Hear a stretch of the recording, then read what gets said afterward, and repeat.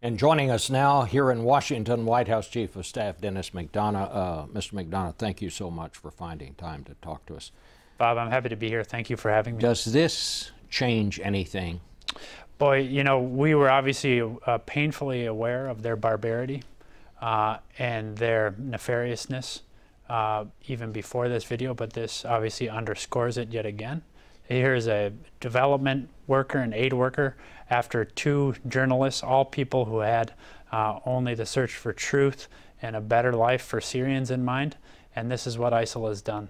It really shows their true colors. What was the president's reaction? Well, you saw what the president said last night, which is he obviously condemned this in the strongest possible terms, but also underscored our resolve to stand firm, shoulder to shoulder with the United Kingdom, but also with this coalition to include of Muslim countries from the region to take this fight to ISIL, to degrade and to ultimately destroy them. Can we expect a strong reaction soon? You can expect a continued strong, steady reaction against this threat so that we degrade it and ultimately destroy it.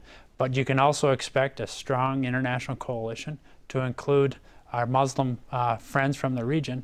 And obviously we have a very important vote coming this week in Congress on the Title X program that will allow us to train and to equip the Syrian opposition that is on the ground today fighting ISIL. And that's exactly what we want to do so that we can put Syrian boots on the ground to take this fight to ISIL, not have to rely on ours or somebody else's. Ultimately, the president's made his decision on that. We're going to provide our unique capability in airstrikes, in intelligence, and in training, and then it'll be up to the Syrians on that side of the border to finish the job. You know, Henry Kissinger was on this broadcast last week, and he said that had he been there, he would have recommended a very strong reaction for 72 hours and then step back and say, what is our long-term strategy? Do you feel that we have gotten these people's attention here? There's no question we have their attention. And let me remind you why the president chose the path he chose. The reason the Iraqi security forces melted away in the face of the ISIL threat in places like Mosul earlier this year is because a long-time perfidious erosion of politics in that country, where the prime minister focused on his ethnicity and his sect rather than on the whole country. We thought it was very important to get him out of that job, get a new prime minister, and get a multi-ethnic government shaped and ready to go. That's what we have in Baghdad. That's step one in a process that will allow us to degrade and ultimately destroy ISIL. Seeing this video yesterday leads me to believe that if we ever had any doubt about these people posing a threat to the United States, these videos would remove that. Are they a threat to our national security? There's no question that they're a threat to our national security.